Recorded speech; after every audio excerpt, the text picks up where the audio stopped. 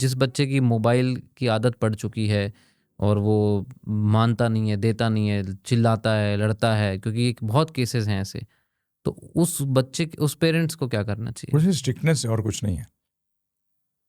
चाहे चिल्लाने दो, उसको रोने दो। बिल्कुल आज वो बच्चा एक जहर की बोतल हो, उसके लिए रोए चिल्लाए, आपको गालियां दे दोगे? बिल्कुल नहीं देंगे। तो फिर मोबाइल भी तो ऐसा ही है। बिल्कुल, ये तो समझते और बड़ा नहीं। है, जहर है। उस जहर से तो एक बार ही मर जाएगा, इससे तो अनंत जन्मों तक फंस जाएगा, पूरा जीवन बर्बाद हो जाएगा,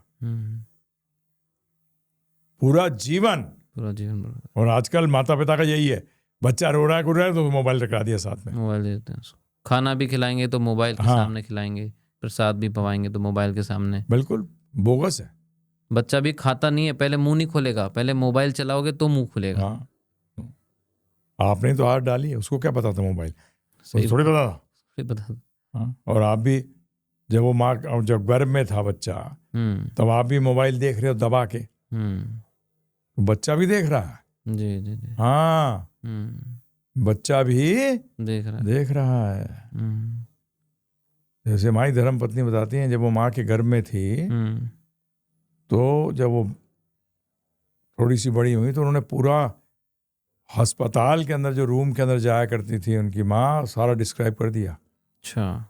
बोलते मुझे सब दिखता था कि डॉक्टर कहाँ बैठता था, टेबल क्या थी वो, कि माँ तो घबरा गई।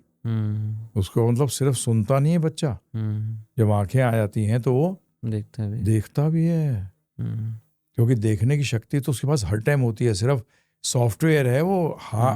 आंखें तो हार्डवेयर है। क्या है? हार्डवेयर है। हाँ, सॉफ्टवेयर को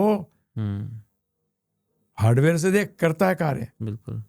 तो देखते थे, सारा डिस्क्राइब कर दिया। उसकी मदर घबरा गई कि तुझे कैसे पता? जी, मैं तो तेरे को बच्चा तब तू पैदा हो गई, उसके बाद तो मैं तो कभी लेके नहीं गई वहां, तो पहले ही आती थी। मोबाइल आप भी देखिए, तो मैंने कहा पाठशाला, तो बच्चा कितना भी हो आप स्ट्रिक्ट हो सकते हो, बड़ा क्लियर है, ये समझ के चलिए। तो पेरेंट्स का क्या है कि पेरेंट्स घर पे आते हैं, बच्चे हैं घर पे, पर उनको समय ना देके, और पेरेंट अपने मोबाइल में, माँ अपने मोबाइल में लगी है, पिताजी अपने मोबाइल में लगे हैं, बच्चे भी अपने अपने मोबाइलों में लगे हैं। हाँ, तो बर्बाद हो रहे हैं ना, बर्बाद हो रहे हैं। पेरेंट्स को अपने बच्चों के सामने मोबाइल का इस्तेमाल नहीं करना चाहिए। क्या करना चाहिए उनको? नहीं, अपना ऑफिस का काम होता है वो भी घर पे मोबाइल में करते रहते हैं। नहीं, वो अलग, अपना अलग जाओ। बच्चे को बोलो कि बेटा ये हमारा, जब बड़े हो जाओगे ना तब तुम्हें मिलेगा ये। उसको मना नहीं कर रहे हो आप। मोबाइल तो हम भी यूज करते हैं जी, परंतु हमारे फिल्टर लग चुका है। बिल्कुल, कि इस चीज को देखना है, इसको नहीं देखना, इसको स्किप करना है। बिल्कुल, तो उसको ही बोलना है कि बेटा जब तू इसको इस्तेमाल करने लायक हो जाएगा तब तुझे दे। और इसके लिए जैसे आपने अभी जो रेस किया, इसमें मेरे एक दिमाग में एक बात आई कि बहुत बड़ी जो चक्कर है, दोनों जो पेरेंट्स हैं, माता पिता हैं, उनमें सिर्फ एक को काम करना चाहिए, एक को बच्चों को देखना चाहिए। भविष्य बात समझ नहीं आता मुझे कि जो गवर्नमेंट झूठ बोलती है, हमारे देश की नहीं, सिर्फ सारे विश्व में, कि हम आगे के जनरेशन्स के लिए कुछ अच्छा छोड़ के जा रहे हैं। बिल्कुल। आप कितना टाइम दे रहे हैं बच्चों को? बताइए आप मुझे, आप कितना टाइम दे रहे हैं बच्चों को? अरे जिस चीज को टाइम दोगे उसी को तो कल्टीवेट कर सकोगे सही तरह। बिल्कुल। कितना टाइम दे रहे हैं? कोई टाइम नहीं दे रहे, और चाहते हो बच्चा बढ़िया बन जाए। कैसे बन जाएगा? कैसे बन जाएगा बताइए आप मुझे।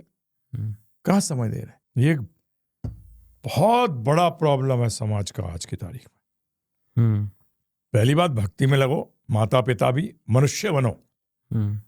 और फिर आज मैं कह दूंगा कि माता को घर पे रह के करना चाहिए तो आप लोग उखड़ जाएंगे। जब भी मैं कह रहा हूं कि दोनों में से एक जना कार्य करे।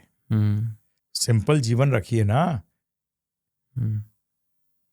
कॉम्प्लिकेटेड जीवन बना देते हैं अपना। दोनों काम करने जाते हैं जी, बच्चे के लिए समय कहाँ है? नहीं है, बिल्कुल नहीं है। टीचर आज बिगड़ चुके हैं, गुरु है ही नहीं वो। उसको इंटरेस्ट थोड़ी है कि बच्चे का कैरेक्टर बने, नहीं, कहीं नहीं इंटरेस्ट। जिन स्कूलों में कैरेक्टर बनाना भी चाहते हैं वहां पेरेंट्स अगेंस्ट हो जाते हैं, क्योंकि पिताजी शराब पीते हैं तो वहां स्कूल में अगर कोई टीचर कह दे कि बेटा शराब पीना गलत है, उल्टा हो जाएगा, उल्टा हो जाएगा। और इसका कारण पेरेंट्स हैं, ध्यान रखिएगा। पेरेंट्स, स्कूलों ने बंद कर दिया बोलना। हाँ, क्यों बोलना बंद कर दिया?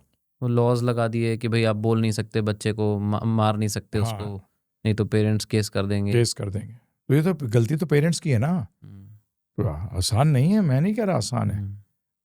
हमारे पेरेंट्स ने, उनके पेरेंट्स ने, उनके पेरेंट्स ने बेड़ा गर्क कर दिया सोसाइटी का, सत्यानाश मार दिया सोसाइटी का। समाज का आज इतनी बुरी हालत है क्यों? कारण ही है। ये तो एक क्रांति की आवश्यकता है इसके लिए जी। और क्रांति में तो सबको जुड़ना पड़ेगा जी। चेतना की क्रांति की जरूरत है। इंडस्ट्रियल क्रांति, एग्रीकल्चर क्रांति, ये क्रांति, वो क्रांति, भाई ये सोच की क्रांति, चेतना की क्रांति, इसको बदलना पड़ेगा। बिल्कुल। अभी माता पिता हैं और बच्चे हैं, उन दोनों में कैसे सामंजस्य से बैठे, मतलब कि पेरेंट्स बच्चे माता पिता की रिस्पेक्ट करें। हाँ जी। पेरेंट्स और बच्चों का लक्ष्य एक ही होना चाहिए, Krishna should be in the centre. भगवान श्री कृष्ण के आदेश उनका पूरा जीवन चलाना चाहिए। परंतु यहाँ जब 4 बच्चे हों, माता पिता हैं, 2 बच्चे हैं, तो अगर 4 की अलग अलग विचारधारा होगी तो सामंजस्य कैसे बैठेगा? नहीं बैठ पाएगा, कभी नहीं बैठेगा। और हो रहा आज यही है। और मैं पेरेंट्स से ये कहूँगा, आपको पेरेंट बनने का सौभाग्य जो प्राप्त हुआ है उसको खराब मत करिए। बड़े मुश्किल से एक मनुष्य शरीर मिला, उस आत्मा को, उसको निकालिए इस जन्म मृत्यु के चक्कर से जी। उसको निकालिए। आपको पर बहुत बड़ा दायित्व है, और आपने इसको नहीं निभाया सही तरह तो आपको दंड भी मिलेगा, ये ध्यान रखिएगा। Ignorance does not mean you will be spared by law. अज्ञानता का अर्थ नहीं है कि कानून आपको छोड़ देगा जी। तो एक अच्छे पेरेंट बनिए, बहुत जरूरी है। और जो आत्मा आपके घर में बच्चा बन के आई है आपका, उसका जीवन सफल कराइए, कृष्ण भक्ति दीजिए उनको। धन्यवाद। हरे कृष्ण। हरे कृष्णा।